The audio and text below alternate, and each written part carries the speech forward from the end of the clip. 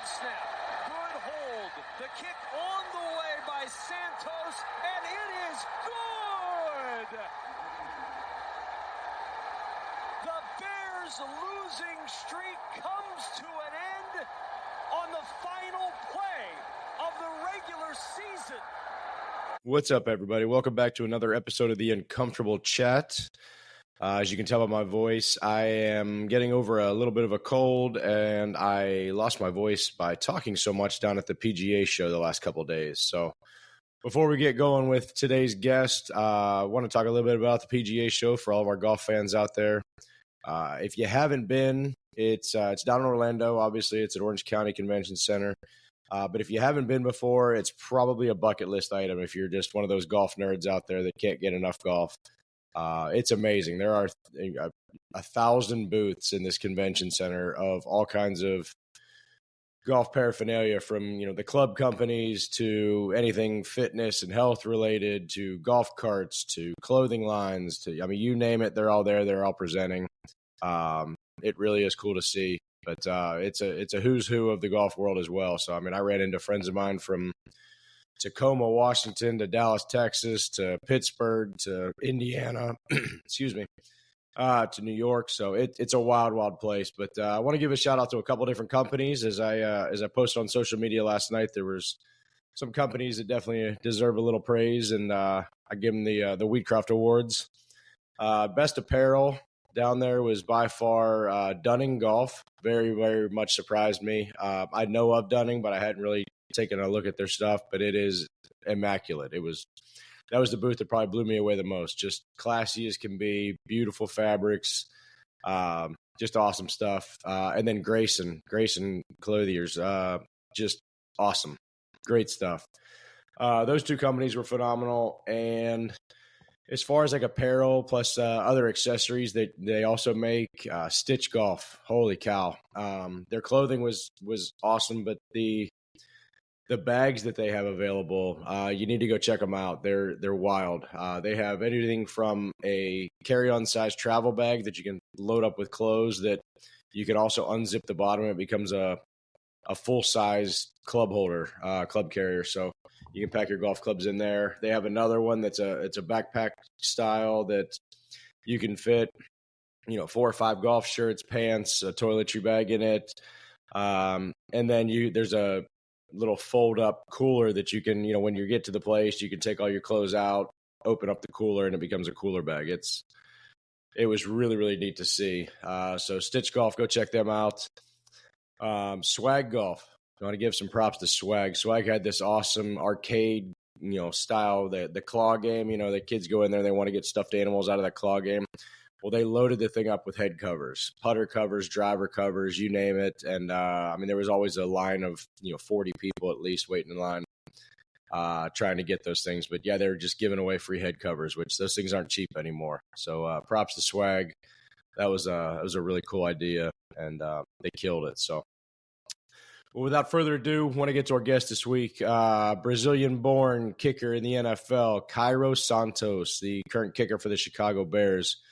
Cairo and I've been talking for a while about trying to get him on the pod. Couldn't have worked out any better because he just kicked the game-winning field goal against their hated rival, the Green Bay Packers, a couple weeks before we did the pod. So that was awesome to see. Kicked a 51-yarder to end the game, and to also end the Bears' 10-game losing streak. So it's been a rough year up there in Chicago, but Cairo's been doing his thing, man, making kicks left and right up there, and he's a great dude, man. I had no idea he actually lives down here in Jacksonville, and we got to play golf the next day after we recorded this. So had a great time getting to know him better, and I think you guys will love the pod. It gives a little insight into the mind of the kicker. I've always said kickers and pitchers in baseball are the two sports positions that should be great at golf because their mental games have to be so strong, and they have so much time to think about shots as golfers do. So their mental game has to be strong. But it's wild getting into his brain, getting to listen to a little bit about how he works and how technical everything is. But I think you'll really enjoy the interview. So here we go with Cairo Santos.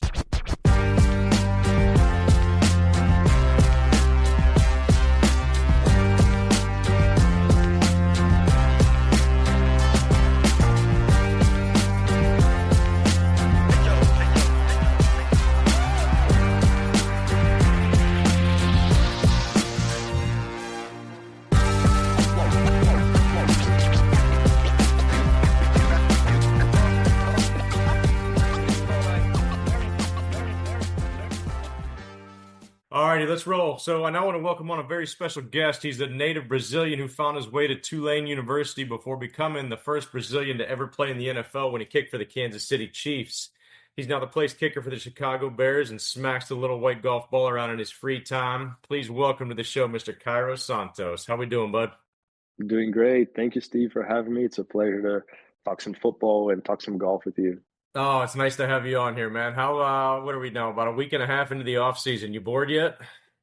I am because I'm in Jacksonville, and I brought the cold from Chicago with me, and I haven't hit the links yet.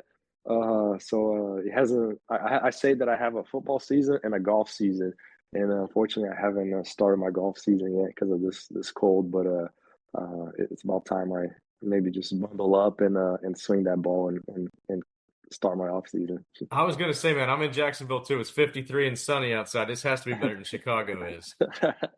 It is, yeah. Now the sun came out, I may have to sneak my way to the range here when the kids go to sleep and start getting the spider webs out of my clubs. Yeah, well, I like it, man. Well, we're definitely going to talk some golf here in a little bit, but you don't bring Wolfgang Puck on and not talk about some cooking. So we got to do a little football chat. Obviously you were born and raised in Sao Paulo, Brazil, and then moved up here to St. Augustine. You want to give our listeners a little bit of a background to how you made it up here to the States and your upbringing as a kid down there? Yeah, I would love to. So yeah, as a born Brazilian, we have a saying that Brazilians are born to play soccer. So as my parents always told me that ever since I could walk, they would throw me a soccer ball, and I knew how to kick it with both legs at a young age. So they put me in the soccer, and but it's very competitive down there. You basically have to devote your whole life.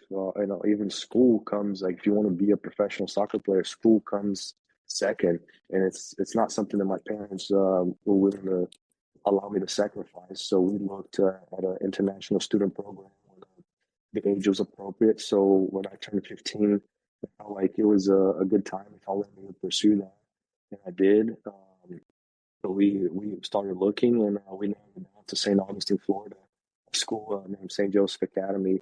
And we just came here for 1 year with the goal of learning English. That would add to, um, something that if I did that 1 year I brought back to Brazil, being fluent in English is something that would open doors in my life. And then try to play soccer and discover if there's a path here to go to college or maybe to a youth academy of a MLS team or something like that. And I was quickly introduced to the American culture as soon as I came, and then that involved my host brother Tyler, who was a golfer, who was a basketball player, who loved football, was a big Green Bay Packers fan, which is ironic. Uh, so I started to learn more about the sport. I knew football existed within the American culture, of course, but I didn't even know there was a kicker. Didn't know, didn't even pay attention really that there were goalposts, and then how involved kickers are in the game. Really, or they're not involved, but really like you score the most points and stuff like.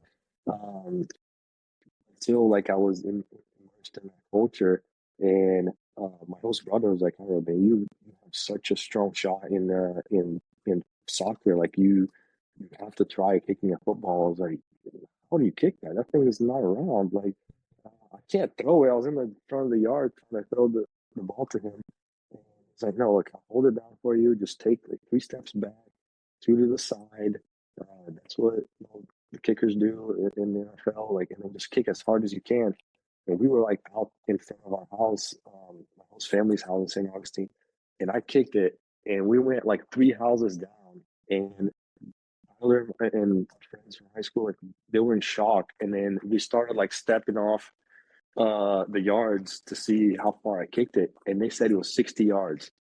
And they're like, "Dude, there's no way you just kick that ball 60 yards. Like, you have to go and talk to the head coach." And this was on the weekend, so that Monday, I went and talked to the head coach, and they said, "Well, let's try." And we went out to the practice field after school, and I started from extra points, which in high school is 20 yards, and I was hitting like this weight room behind it, and they're like, "Back up." Uh, so we were kicking, and I made a 50-yard field goal that day with the snap guy holding for me as a sophomore in high school, and first time kicking a ball, and then he said, one, you're on the team, you're playing Friday, and then two, you have the talent, and you can get a scholarship for this, and it's something that I was already trying to do with soccer, and so with that, he opened that, it turned that light bulb in my head to like maybe, I want to be a professional athlete. I love soccer, but maybe this is a route too. So I gave it a try that first football season and loved it. Started getting letters, newspapers writing about me. Um, and then that kind of shifted my mind to, I still tried both sports to get to the college level, Yeah. but it was football that led me to bigger offers and playing D1. Uh, and that's the path I chose. So you kicked a football for 3 days and then went out and kicked a 50-yarder in front of the coach? Yeah, I did. I mean, there was a lot of shanks in that too. Good Lord. But I made a 50 yards the first time kicking at Yeah, an upright, because before that I just kicked in the on the front yard. street in the front yard. Um, but it was 50 yarder, and they were amazed by it. I was happy to hear about it, and that's how the dream started.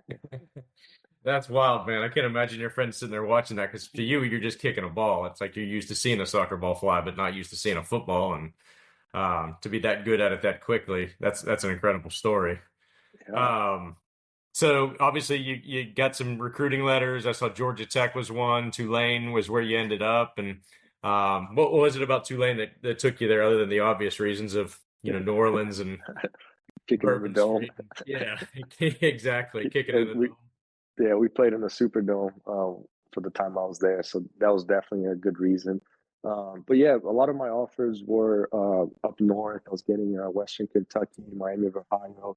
Uh, my soccer offers were coming from North Carolina, not UNC, Gardner Webb, a smaller Yeah. but D1 school there. So I was looking for more of the warmer weather. Um, and Georgia Tech was my priority. My dad studied engineering, and so I was into math and stuff. So I wanted to go there for the engineering, but they ended up offering another kicker, and so I was kind of left with really. I actually committed to Jacksonville University to Mhm. play 1AA. They were going to let me try to play soccer and football at the same time, because it wasn't an athletic scholarship school. I don't know. Well, I think JU doesn't have a football program now, but they didn't have athletic scholarships. So um, and then Tulane offered me like a week before signing day, and their kicker decommitted to go to Alabama, and they needed somebody. And it was interesting because I remember I was at the movie theaters with some friends, and I got a text from my high school coach and said, "Hey, Tulane coach is about to call you, and he's going to offer you." Um, he just had one question, and I'm pretty sure I knew the answer to this, but it was like, "You've been kicking off the ground like your whole career, right? You didn't ever use the block." I was like, "Yeah, coach. Like, a holder can put the ball on the block, because in high school you can use a 1 or 2 inch block, and the holder, it is actually hard to like aim the ball like that quick and Yeah. put it on the block when it's sitting perfectly on the block." So I said, "Just ditch this and put it on the ground for me." Not knowing that NFL and college you kick off the ground, so that ended up helping me the recruiting process, because this coach, I stepped off the out of the movie theater, and he answered his call, and I said, "Man, like all the 55, 51 yarders, like school record kicks that you hit in the same game, were those like off the ground?" I was like, "Coach, I've always kicked off the ground. Like I don't know what kicking off a block is." Yeah. And he said, "You got the scholarship, full ride scholarship," because they just needed a freshman to come in and compete for the job right away, that didn't need to go through that transition Yeah. of going from the block. So that's how it started, and took a trip down to Tulane, and loved the food in New Orleans, obviously. The Yeah, the just how similar, like the party. I mean, not that I'm really a party person, but like just the warmth of the people that's Yeah. similar to the warmth of Brazilian people, and the weather is great. I love the heat. So it just turned out to be a perfect fit, and I'm not too far from Jacksonville that just like I could come home to. And so yeah, so I was thankful that it happened, even if it was at the 2-minute drill in the fourth quarter of Amazing. signing day. It worked. Yeah, It's funny how that stuff works out, right? yeah. Oh, that's incredible. What an awesome story, man. That's really cool. And especially, do you remember who the Alabama kicker was that went over I there, the transfer? I do. Yeah, he's Cody Mandel is his Okay. name. Yep. He turned out he was a kicker and punter, so he ended up walking on at Alabama and became a punter, starting punter there, and then went to the draft with me. We're the same class, so we remember we were at the combine together and kind of sharing those stories. It worked out for him too because he ended up walking on first, but earning a scholarship and Nice. won a national championship. So. Yep. All works out. Worked out well for everybody. Yeah. Hmm. Oh, what a great story, man. Well, the basis, the mental health side of sports is kind of the backbone for this podcast. So I'd like to ask you about, if it's all right, about September 2013 and when your father was tragically killed in a plane crash. Obviously, being 22 years old and coming off your best kicking year ever, how were you able to keep your life together during that unimaginable time? And who did you lean on the most to really help you through it? Yeah. Yeah. So, like you said, I had my junior year in college. I won the Lou Groza Award, Mhm. award for the best kicker in college football. Made 21 for 21 kicks. Started my senior year perfect. I think I was like uh, made the first 6 kicks, and then the beginning of that season, I got a call. Usually, we play on Saturdays and Sunday. My parents gave me a call just to kind of catch up on the game. They couldn't watch every game, um, and then I got a call. Usually, they call that night, so I got a call kind of early Sunday, and I just thought that was weird, but they just wanted to catch up early.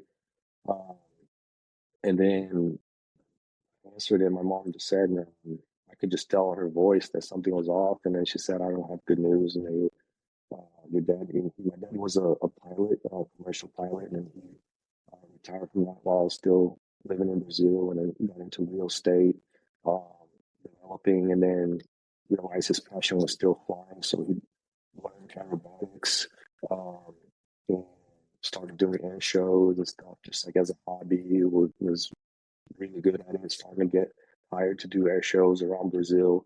So it was during one of the air shows that his plane crashed, and so that getting those news on Sunday, flying to Brazil on talking to my coaches and flying to Brazil on Monday, funeral on Tuesday, flying decided to know that from that Tuesday, seeing my mom and my sister uh, still live in Brazil and just seeing that, feeling that I needed to be there for them during that time, contemplating like, is it right to go back and um, being away from them during this time? But like, it wasn't just my dream to, you know, my dad was the one that wanted to send me to America to live this dream of becoming a professional athlete, to get paid for international uh, student program. He believed in this dream, and I felt like coming back here as I waited those options of staying with my family.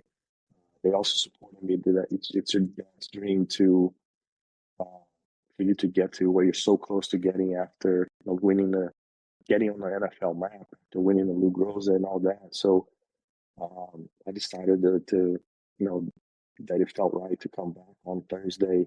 We flew to Syracuse where our next game was, um, and just to kind of continue to not only do that for myself but do it for my dad.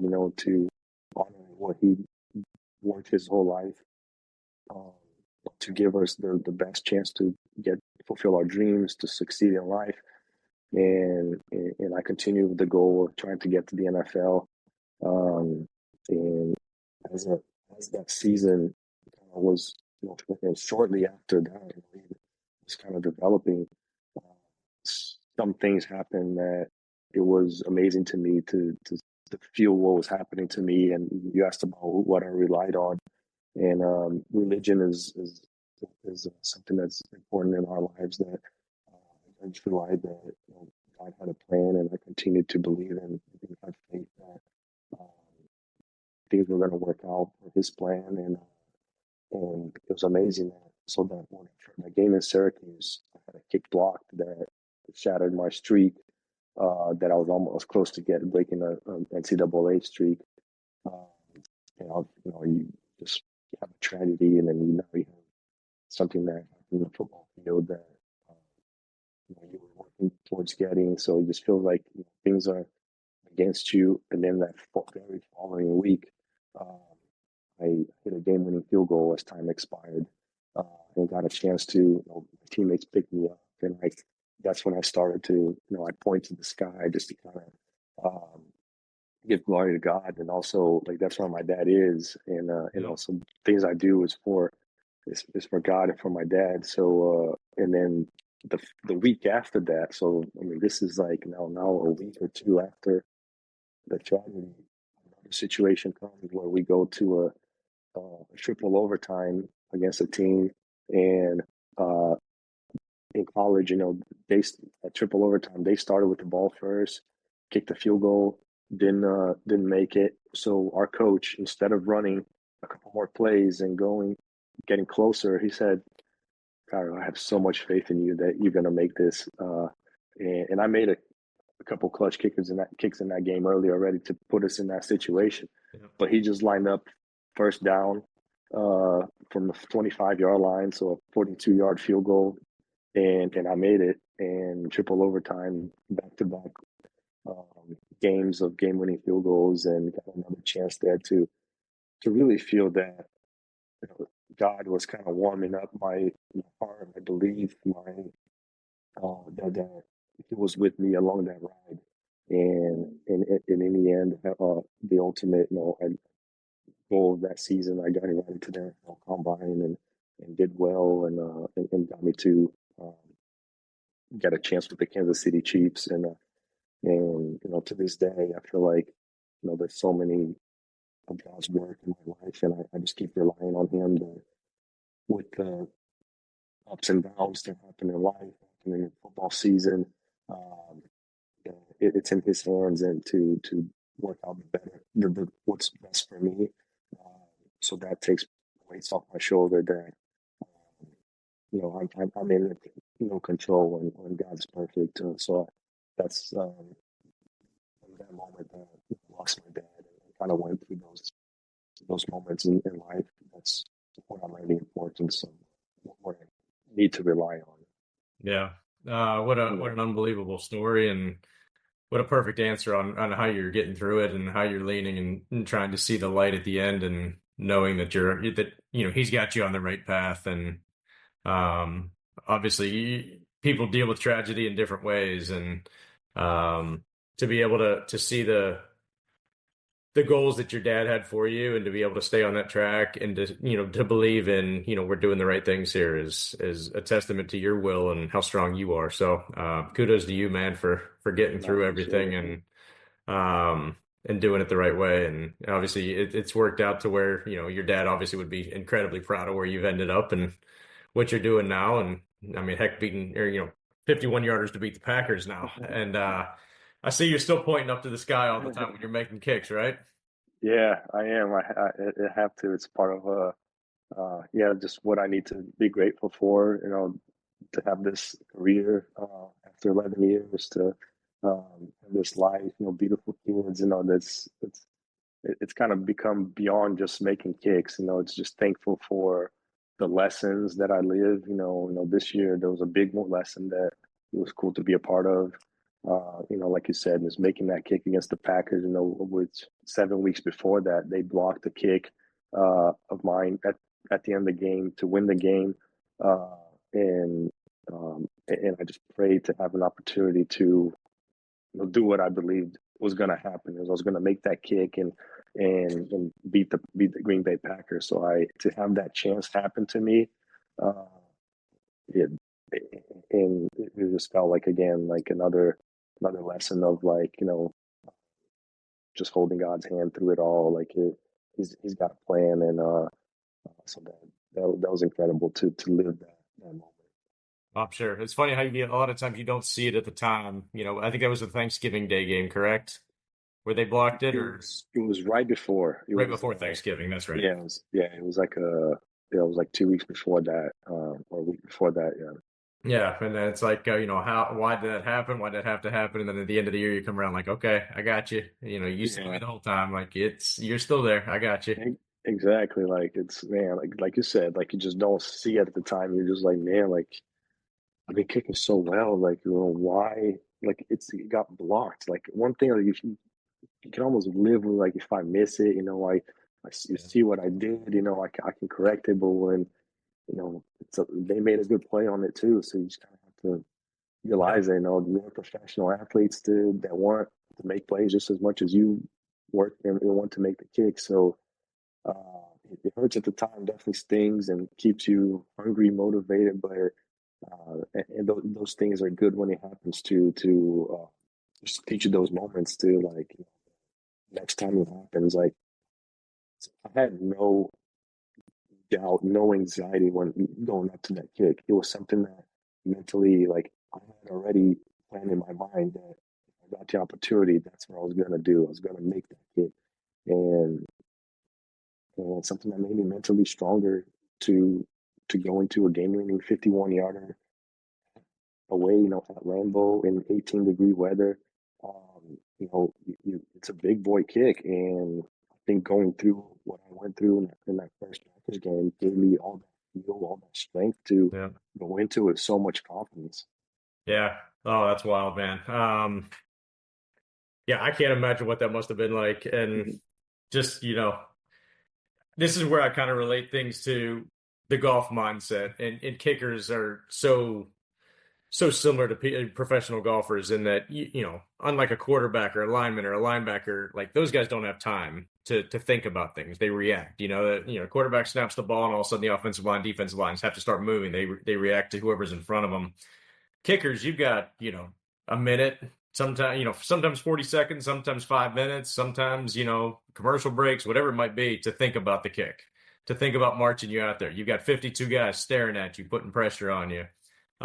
You guys have all the pressure in the world because everybody expects you to make every kick. And we talked kind of off air before we started here that Josh Scobie is the former kicker for the Jaguars. He's a good friend of mine down here in Jacksonville. We played a ton of golf together, and I picked his brain a lot about this stuff too. And it's like there's levels of confidence that kickers have to have that a lot of players don't have to have. They can kind of hide behind their teammates. They can have bad days. They could, if an offensive lineman lets up a sack or doesn't perform at his best, most people in America aren't going to know. But if you miss two field goals to have a chance to tie the game or win the game, everybody knows it, and you get blasted all over social media about it. How is it that you are able to approach the game with such a strong mindset? Or, how does that work? Where are you able to, and I relate this back to golf, and again, that's my world, but I always told people that you have to be so mentally strong that you're able to get over things, or so incredibly stupid that you don't know the moment that you're in and you're able to just move on to the next game and not even and think about it. So, I mean, either one plays. How is it that you were able to? I mean, was it something you were born with? Is it something you work really hard at? Is it something that do you read books? Do you listen to speakers about it? I mean, how do you build up that strong mindset? Because as a kicker, you have to have it. Yeah. Um, you definitely mentioned a few things. Like, I've worked with mental coach. I've read books. I've tried and error different things, and the one thing I tell myself, and this evolves year to year, kick to kick, even, is establishing my routine. Is just like in golf taught me a lot about that, and I actually practice my mind, practicing, you know, trusting your routine through golf, because I think that if I can have like a checklist, in my process to kick a ball. And if when I approach a moment, I get behind the ball and I step into, you know, to the spot of the kick and start taking my steps and going through my routine, my checklist. if I can do that every single kick at practice, even if it's just off the sticks, no snap and hold, and it's something that I've done for years now. And if I do that routine every single kick, it's you can put on me on a timer, and I probably hit it onto the second. How I look at the upright, how I move my shoulders, how I everything. Um, it's so repetitive and consistent that when I get into a pressure moment or a game kick or a kick in front of my teammates at practice at that 2 minute drill, which we work at all the time, uh, those kicks feel different. But I try not to think about what I'm feeling, what the noise I'm hearing, what the kick means. I try to just step into that routine and start my checklist and go from one step to another. And I think that just takes up your thoughts, your worries, because you're doing a repetitive motion and you're just repeating something that you work at every single rep. So when you get into that kick, that's a pressure kick, it feels just like another rep. And I can tell myself to, like, if I'm feeling a little anxiety creeping up in the game, see a game that's coming down to a game winning kick, the first thing is step you to a routine. And what's that first step is like get behind the ball, visualize, and boom, go. So that's similar to like a golfer's pre-shot routine. You see all kinds of different, the Keegan Bradleys that kind of back into in and out, the waggles, and there's all kinds of whatever works for you. Um, and you can train your body to, in your mind, to understand that you're doing it for a reason. Uh, it's amazing how confident you start getting when those pressure moments are rising and you just execute on them over and over. It's a great feeling. It's so fulfilling when you create that, something that gives you that confidence, and then when it tests in those pressure moments, uh, that's what really, like, what's the most satisfying thing about the job that I do is executing when the team relies on you, and it's something that you work to execute that way. Yep. 2 points there, and you hit. I mean, it was a brilliant answer. I don't think golfers give enough credit to a good pre-shot routine. They let their nerves take over. They act differently. Hey, my club championship's coming up. I need to get to the golf course an hour early now to go get some practice in. Well, you don't do that normally. You normally roll up in your car 10 minutes before the tee time, grab your clubs, and go out and usually play a decent round of golf. So why are you trying to reinvent the wheel now when it means more? Or it's a really important putt, so I need to give it 3 extra looks. Well, you don't do that normally. Why would you do it now? And then all of a sudden you add some pressure into the situation, and now you're haywire. Now you have no idea what to do. Um, do you practice? And this goes back to like the second part of your answer, because there's people that go out and they hit golf balls forever, and they just hit 7-iron, 7-iron, 7-iron, 7-iron, and then all of a sudden when they get in a tournament, now all of a sudden that 7-iron means a little bit more.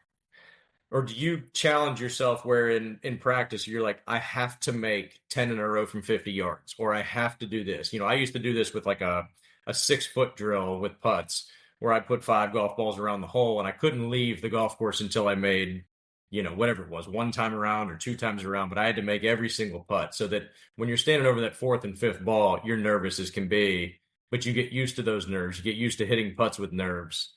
Do you do things like that with kicking as well? It's different, and it's cool seeing how, like, in golf I try those things too. Especially, I'm terrible putter. Like, I swap putters like it, it's it, it's so bad because I know you gotta have confidence with the club, and I know it's me and not my equipment.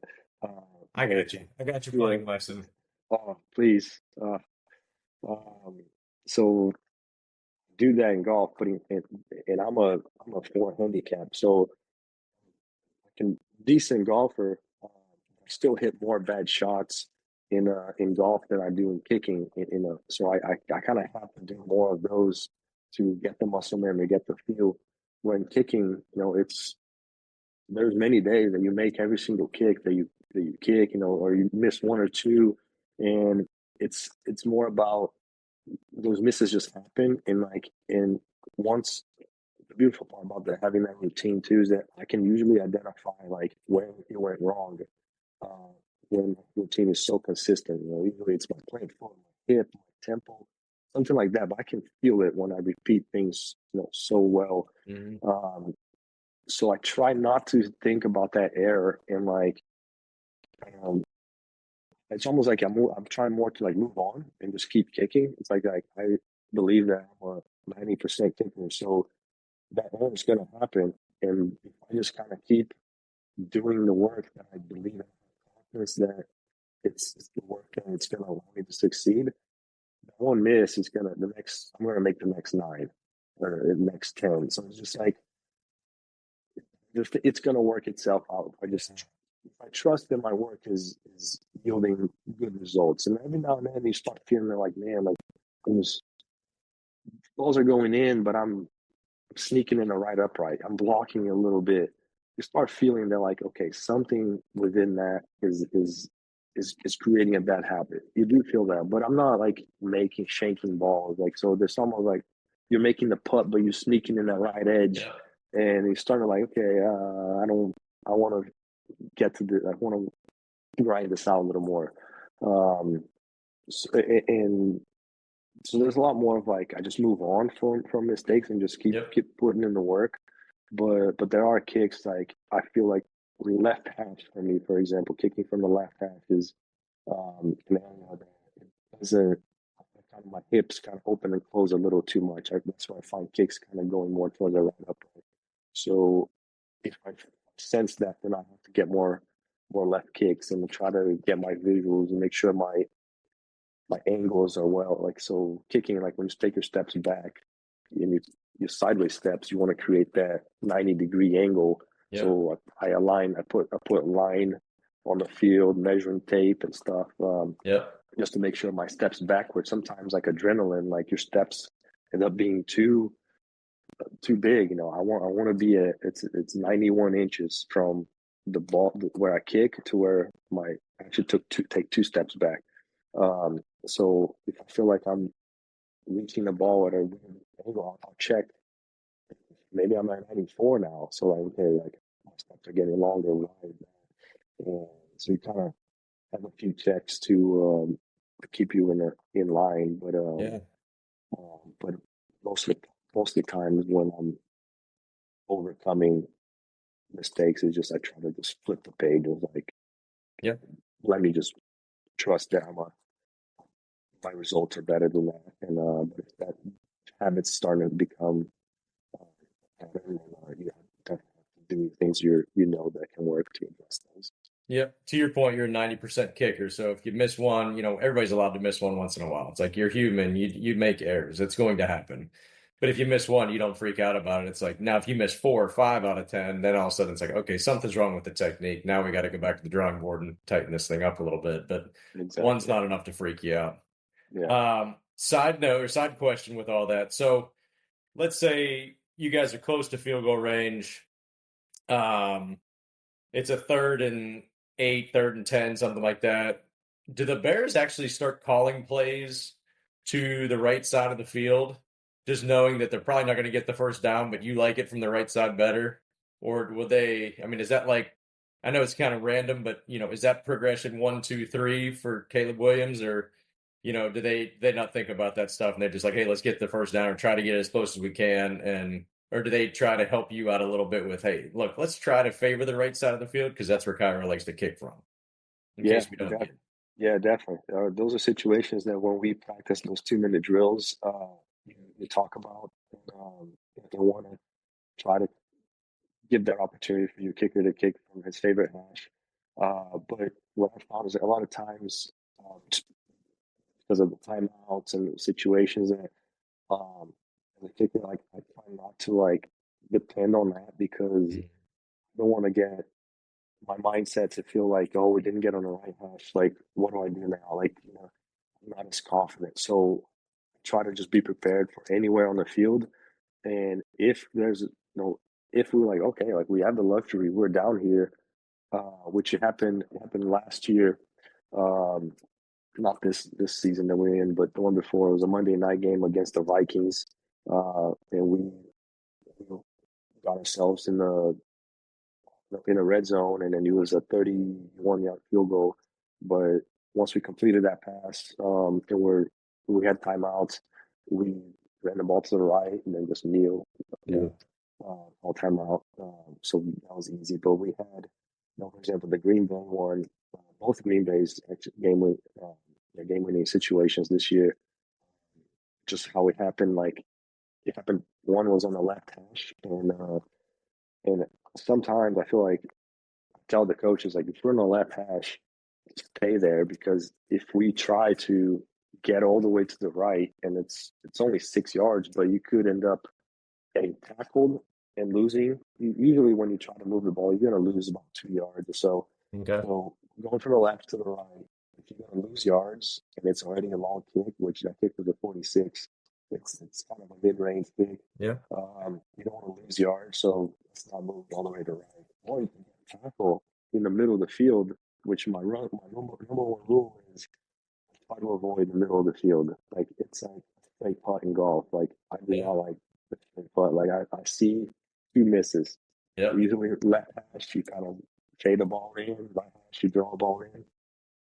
But the middle putt, the middle kick. That's why I don't kick my extra points from the middle of the field. I kick from the right hash. And try to avoid. But also practice those. I know that it's my least favorite kick, so it's the kick I practice. I think I practice my hash point more, but the second kick I practice the most, the middle, is the most uncomfortable.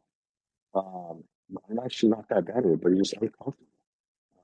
The left hash is, I would say that I find more variables in my hip.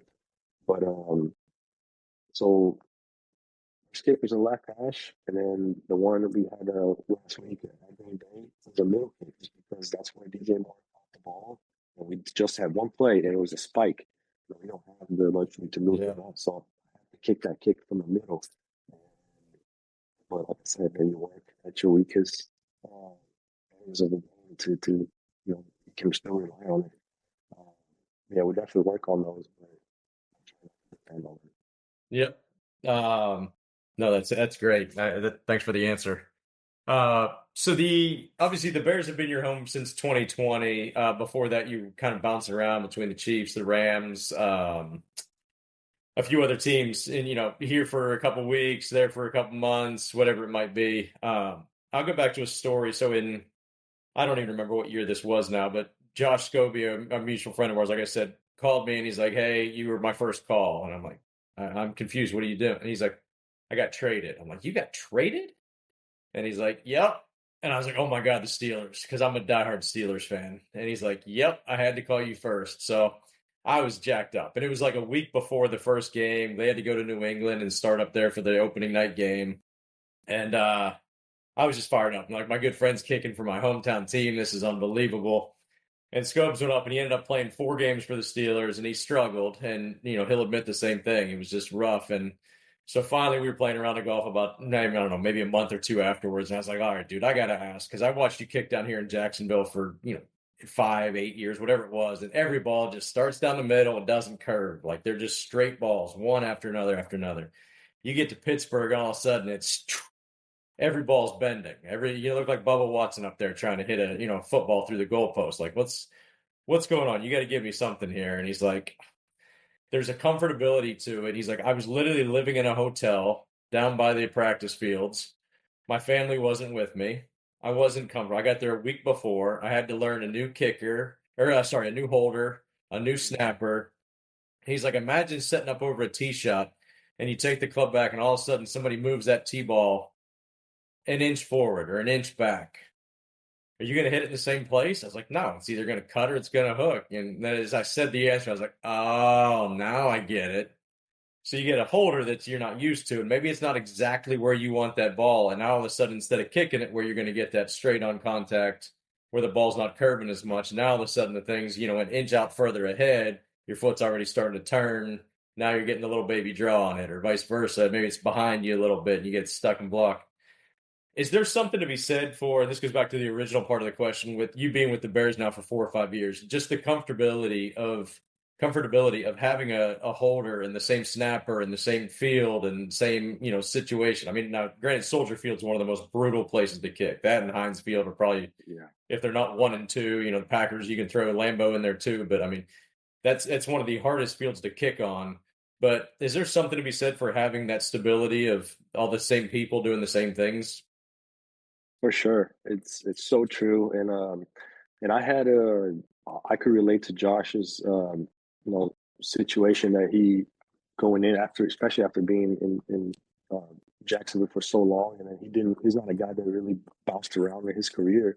But I had a moment that I bounced around, after the Kansas City Chiefs due to injury, and I spent 2 years with 5 different teams, and so that probably is because I wasn't consistent enough. I didn't stick to the teams enough. I didn't put good results um, enough. So going and I will always say, and I even after all this, that I had great snappers and great holders with all those teams.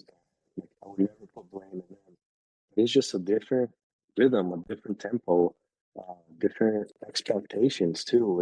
That and different timing. Like, you just maybe sometimes don't have the luxury of a coach that's gonna think through your struggles. Like, they want results quick. Um, so it just depends on how you start with those new places, new teams. Like, sometimes you get a couple easy kicks here and there, a couple of balls that everything worked out and you made them through, and that gives you confidence, and then you can kind of ease your way through that learning process, and then you're comfortable, and boom, you find yourself with a team. But sometimes that miss happens, and then like the situation just kind of gets, you know these long microscopes on you, and things like that. So um, it's not an easy process. And when I got to the Bears in 2020, there were two guys that very good, Patrick Scales and Harold Donald, snap and holder, gave me that consistency that I got off to a good start, and build that confidence and learn kicking in the wind in Chicago, learn the kicking in the bad field.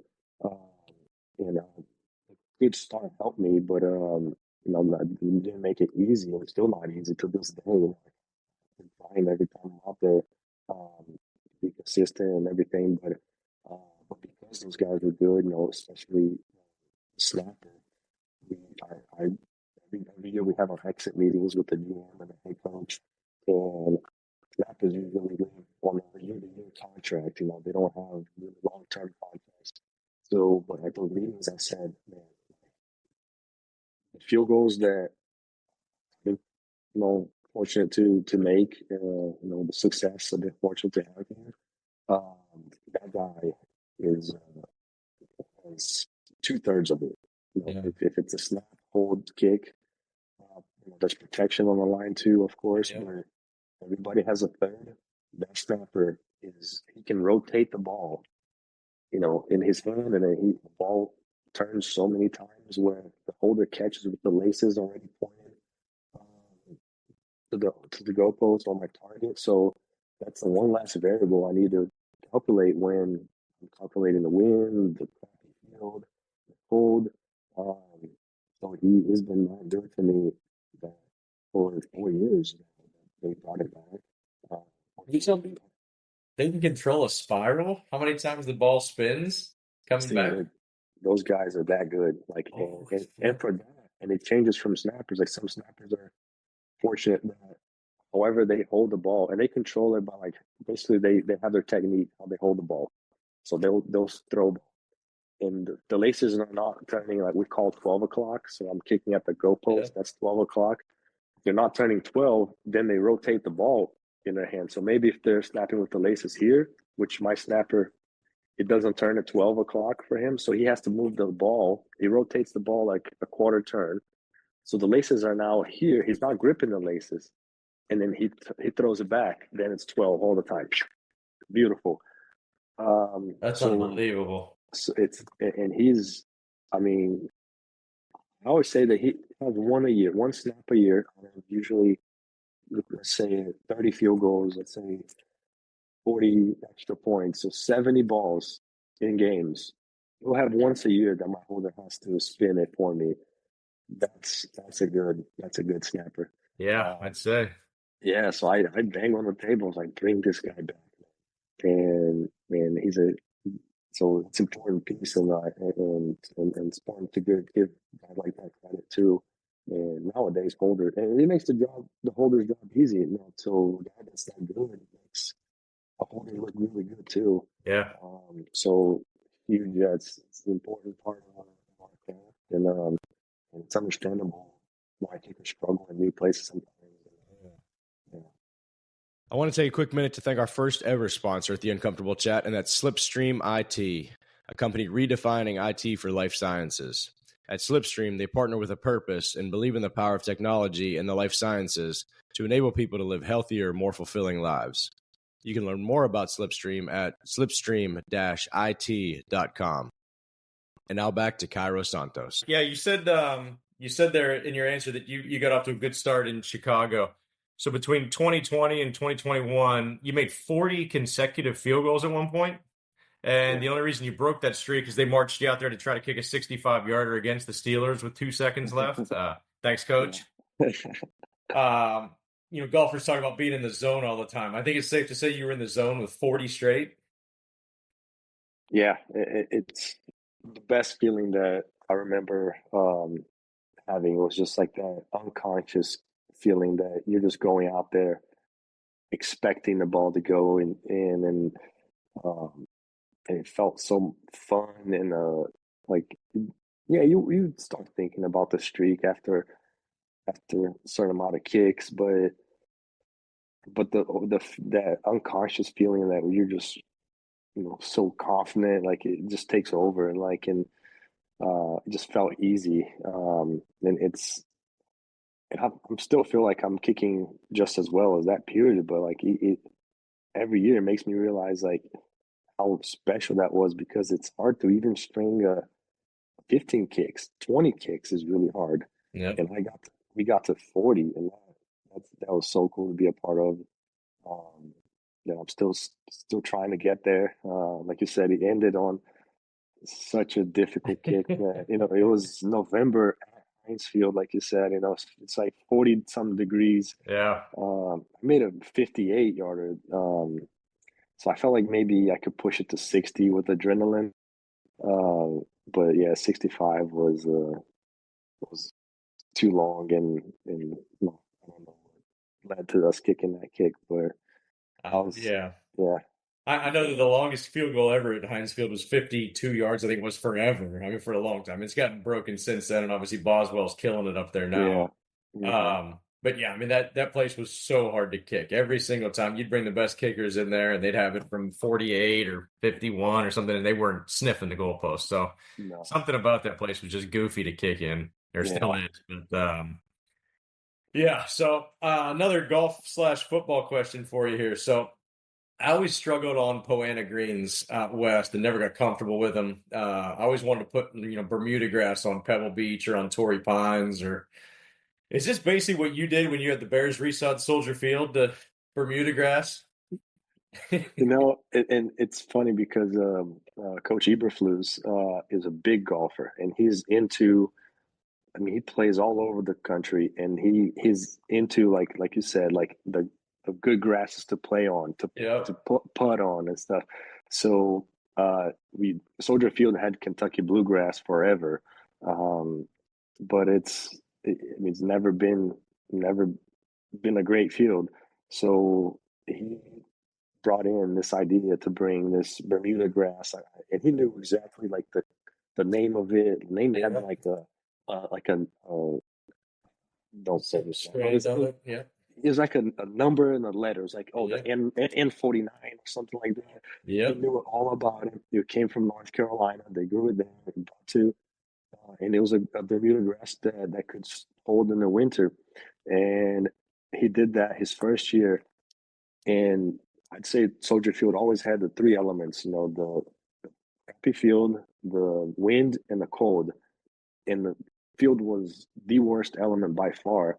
And now it's not even. I mean, it gets chewed up, but they always resod it after a stretch of games during the season.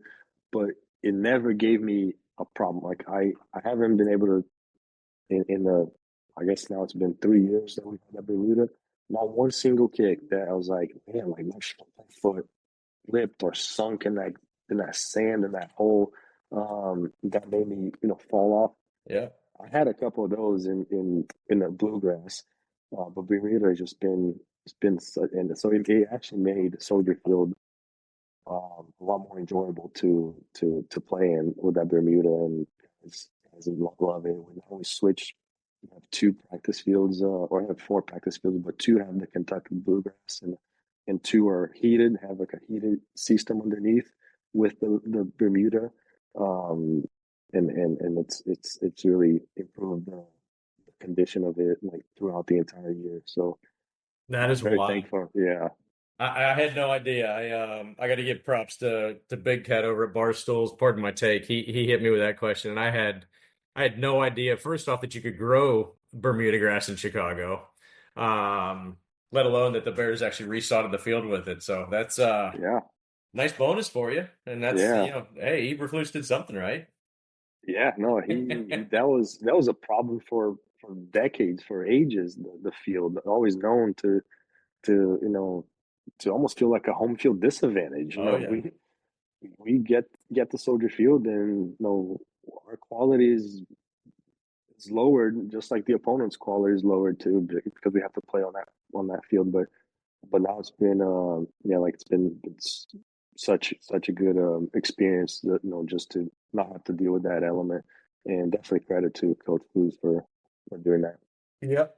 Uh, well, finishing up here. So part of my story, obviously, I played professional golf for almost 20 years, and I kind of had I got into the finance world for a few years, and then I kind of crashed out and went through some dark times with depression and anxiety and all this stuff. And it was related to coming out of the game, realizing I wasn't a golfer anymore.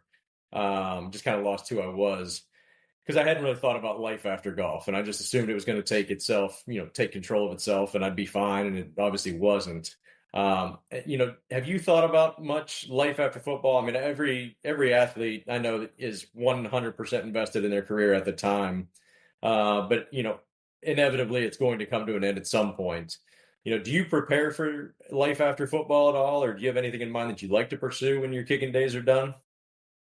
Yeah, I think about that quite often, especially after you kind of got your pension, and you can start planning kind of what your career is going to look like after football. And obviously, I want to milk the NFL for as long as possible. Yep. Um, and I love football. I mean, I'm so into like these playoff games now, and like I always want to watch kickers and stuff, and I still want to be involved in the game. Whether I don't think I want to get into coaching, but if I can get in consulting or coaching kickers and all kinds of levels, like I think it's still a passion of mine. But also, I realized that having something that is outside of football, that I'm passionate about, might help with not having that feeling where once you step away from the game and still having the game as part of your life, like it might bring back like the good old days that Mhm. I'm in it right now. Like living my best career and best moments in the NFL. But once I step away and I'm still like being part of like whether that's through broadcasting or doing coaching, that it's gonna miss. It's gonna hit you a lot of times where like, man, I miss this feeling. Like if I go kick footballs with my son, or with coaches, kickers I'm coaching, I'm for sure gonna get the itch and like the feeling of missing. But so my passion outside of football is golf and real estate. So my dad being a real estate developer, and all that. So I love find like opportunities to invest in projects and stuff, and golf. Golf. I want to be I qualified for the Florida Mid Amateur a few years ago, and um, I couldn't make the championship. That was during COVID, uh, so I Oh, qualified here at Queens Harbor, oh, yeah. and yeah, I got a spot there. I shot a 74, so I got a spot, and then the championship was down at Admiral Cove in Yeah. Jupiter. Yeah. But that was when it was during COVID, and we're doing Zoom meetings for OTAs. But then the NFL allowed, like, okay, NFL, like, you guys can meet in person with these COVID protocols. So then I literally just played the tournament, and then starting to plan to go to Jupiter, and the Bears were like, guys, we're starting OTAs up here in Chicago. Like, you guys, suggested you guys be here at this date, so I had to give up the spot. So, but my point is that I want to pick up the game of golf in a competitive way. Definitely not, ever thinking about making money out of it. That's not the stress I want in life, but definitely use golf as a way to still compete and still have that adrenaline that is so good to feel in football, and those highs, those lows, those lessons, like everything. I think it's if you're an athlete and like to compete, um, it's a good way to still be involved. So club championships, and I know Scobie still a part of those, and he wins a lot of those. So yeah, like those state championships for amateurs and stuff. Like, I think it would be so fun to do that until golf doesn't become fun. If putting the way I putt, but No, that's not taken care of. Don't worry about it. exactly. No, I think it'd be great for you. A lot of those things, there's so many different amateur tournaments now, and there's, nationwide amateur tours even that you can go play in. So I think to keep that competitive fire, keep that competitive edge, like McAfee, you can kick a little bit on the side just for fun, but find your vices elsewhere and keep that competitive edge. On kind of a side random question here. So I had Jay Billis on, college basketball analyst for ESPN, a couple weeks ago, and he was talking about he played a couple years of professional basketball after he left Duke overseas, and he said he never loved the game more than when he played it as a professional. And I didn't really say anything at the time, but I thought about that for a couple days, and I think that it's so much the opposite for me. Is that I think I found my love for the game of golf when I was in, high school, college, playing mini tours, even when money wasn't a factor in it. And then when it became a business, I started to dislike the game. Not dislike the game, but I didn't have that passion for it. Do you still have the passion for football? It's a great question, a great topic too, because I always, like, when I talk to kids or go talk to a college group or a high school group, I say that football at this level is not fun. Like, maybe if you play for the Detroit Lions or now the Kansas City Chiefs, like, it's a blast, and winning is fun. Um, but it's not the fun that you was back in high school or playing with your college buddies. You're, in the same dorms, and like you go out to games, then go out after games, and it's not that type of fun and camaraderie. It's the fun of football is now it's like succeeding. Is like, doing what you believe you're capable of and executing those, is winning. Uh, but it's definitely a job and a stress. Even you always feel like it's a one year contract. Sometimes it's a week to week contract, and um, it's not that you're not grateful. You just understand that's just what it is, and you still find a way to love it. But it's not that kid's game that once felt like. So you just kind of have to keep it in perspective. That we have a player, we have a Jalen Johnson, like, kind of throughout this losing streak that we went on this year. Like, he always kind of say that, just kind of realize that we're football players for 3 hours on Sunday.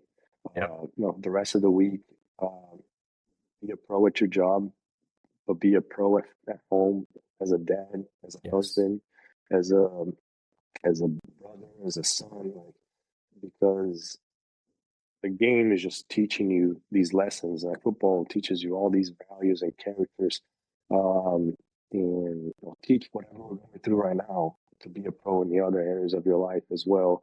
And just remember that we are football players for 3 hours on Sunday, but we are more than that for the rest of our time. So you got to keep it in perspective that this is it's a game at the end of the day, but you can take it serious, or we can have it fun as well. Yeah. That might be the best thing you've said all podcast. I couldn't agree with that anymore. And I think guys get so wrapped up in the day to day of being an athlete, and you forget, that's who you are as a human being. Instead of it's like, no. I go out and I got lucky. I get to do a sport for my job, but I made that define me as a person, and I wish I could go back and tell myself, no, like, no. You got to be a human being first, and you just do this on the side. Like this is. You can't put your entire heart and soul into this because at some point this is going to be gone and then you got nothing. So you got to make sure that you've got everything else, pieced in around you. So good on Jalen Johnson for putting that out there because a lot of guys don't see that in the moment, and he's killing it too. So good for him for being as good as he is and still having that perspective. Exactly. He made a Pro Bowl, the only player that made a Pro Bowl. So like, there's no denying that he's one of the top competitors, worked the hardest out there. But he has that perspective. So like, how can you not look at that and just like see like that works for even the most elite players? But also, you're not doing anything wrong if you feel like you're not succeeding at that area too. Like I was down on, I was, upset for a few days for when I had that big block against Green Bay. Yep. I wasn't my best. I would admit that at home and as a friend. Stay in touch with people, with family. So you're learning through those, but you're able to bounce back. Um, by having a perspective, and so even if it's not perfect when you're going through it and you're fighting those feelings. But as long as you kind of always have that perspective in mind, like you will make progress. And so I definitely love that advice from him. Oh, 100%. All right, bud. We'll let you go here in just a second. We got to hit you with the 6-pack of questions real quick. Just 6 quick, fun-hitting questions for you. So number 1, you have one kick to win the Super Bowl. Which field would you most like to be able to have to kick it on? I would say any dome, but I love the Arizona Cardinals field. Yeah. Yeah. Okay, that makes sense. Plus, there's some fun things to do outside that once the game's over. Yeah.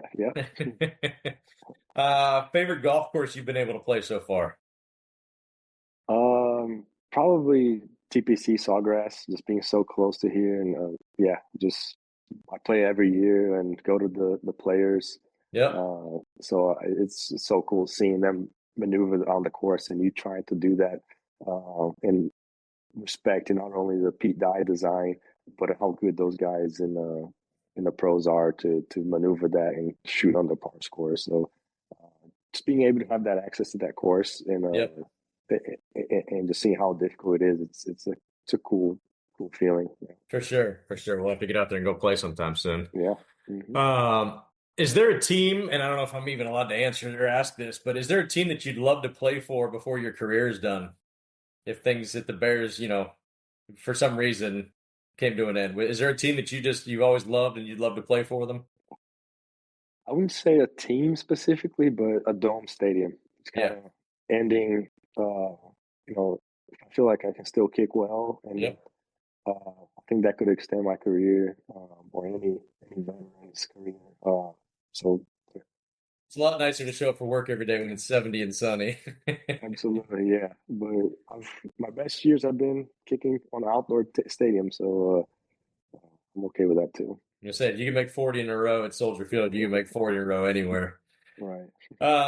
Number 4. So if the Brazilian national soccer team called tomorrow with a spot on the team, do you leave the NFL instantly? Yes. No. Yeah. Easiest question you've asked. Okay. That's kind of what I figured. Us Americans, we're kind of ignorant to, we think the NFL is king, but once you start traveling, you realize that the NFL is so far down the totem pole on the way as far as soccer is concerned. So fair enough. Number 5, I want you to pick 3 PGA Tour or Live guys to have a tryout with the Bears next year and pick the positions they're trying out for. Let's see. Maybe either Dustin Johnson or I don't know how Alberg, Ludwig Alberg. How tall is he? He's tall. 6'4". 6'4". Maybe Yeah, it's a Jacksonville guy too. He lives down here by me in Nocatee. Yeah. Oh, nice. I'd love to get some tips from him too. He's got a Yeah. beautiful swing. Yeah, It's unbelievable. Yes. so I'll go with DJ just because I know he's a tremendous athlete. Go tight end. He can Yeah. play tight end. I think Ron is explosive. Put him at fullback. Yeah. I like John Ron. And let's see. I'll go with Alberg. I'll go with Ludwig Alberg at quarterback. Yeah, he's prototypical quarterbacks. Typical, even though we got a good one, Caleb, a backup is always Yeah. an important spot too. And so it's a, I can see him Yeah. doing well at that. Yeah. Fair enough. Number 6, this is a question I ask everybody on the pod. So if 33-year-old Cairo could go back and tell 22-year-old Cairo the things that would allow him to live a happy, successful life, both on and off the field, what would he tell him? So that's a good one. You know what I would say? I would say just start having kids. And it's, I know as a parent it's hard those first couple of years, and Yeah. it is very difficult. But I found that it wasn't a coincidence that in 2020 that's when I started with the Bears. My son, my first child, was born that year. And even though you're more tired, but you do get some dad strength that you never thought you'd be able to Yeah. find working out and stuff. But just having that other purpose outside of football, I know you can still love football the same and all that, but just understanding that, what a child means to a dad. And so I didn't have a kid until I was 29. 28, 29. So I wouldn't mind starting younger and just living this career still with a kid that understands the game. Is, I don't know if my kids will remember at 4 years old that Daddy played for the Bears. So it'd be cool living what I'm living now with a kid that's a few years older, just for the memories. But I'd say that just because it's something that gave a bit of balance to my life. I understand that answer completely. I think I was 30, God, what was it, 36 before I had a child. And again, my kids barely remember me playing golf at all, and which sucks. That's the only thing. That's one of my biggest regrets in the world. I just wanted to see them out there and give them 2 years where they're going to remember everything about being out there. Yeah. But they barely remember any of it now. Yeah. But no, good for you. How many kids do you have? 2. Got a Two. 3-year-old daughter and a 4-year-old son. That's awesome. Congratulations. Bonus question. Who did you say was going to be the next Bears coach again? It's gonna be the winniest Bears coach in history. That's who's gonna be. Can't blame a guy for trying, right? I mean, Adam Schefter's made good money trying to break news. So, no worries, man. Well, Cairo, I can't thank you enough for coming on, man. It's been a pleasure meeting you, getting to know you a little bit, and I look forward to now that we both live in Jacksonville, we'll get together and grab some dinner, play some golf, and I'll teach you how to putt. Please do. I'll be in debt to you. Oh, anytime. Thanks. That's the easy part. Yeah, thanks for having me, Steve. It was a pleasure to again talk 2 sports that I love with you, and love to connect here. Beautiful, man. Well, I appreciate it. Thanks again for coming on. Have a good one. All right, take care. Bye-bye. All righty, folks. That was the great Cairo Santos, kicker for the Bears. I hope you guys enjoyed that interview. I thought it was great getting to know him a little bit. And I'm excited for he and his team. They just hired Ben Johnson up there as well. Future's bright in Chicago. They've got a lot of young weapons, and hopefully Cairo can get on a winning team here to finish out his career over the next 3, 4, 5 years. But it was a great interview. It was fun to do. Hopefully it was fun to listen to. I also want to give a quick shout out to some of the folks down at the PGA show that came up to me and said how much they enjoy the podcast.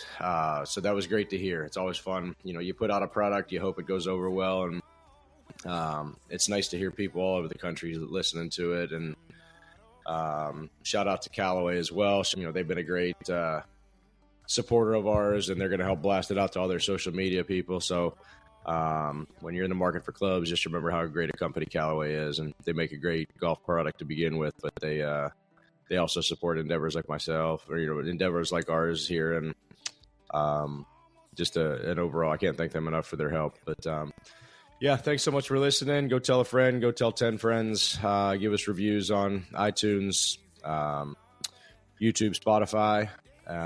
5 stars are great ratings, and the better ratings, the better it makes us look. So thanks so much for listening, and look forward to coming out with a new episode here soon. So take care, everybody.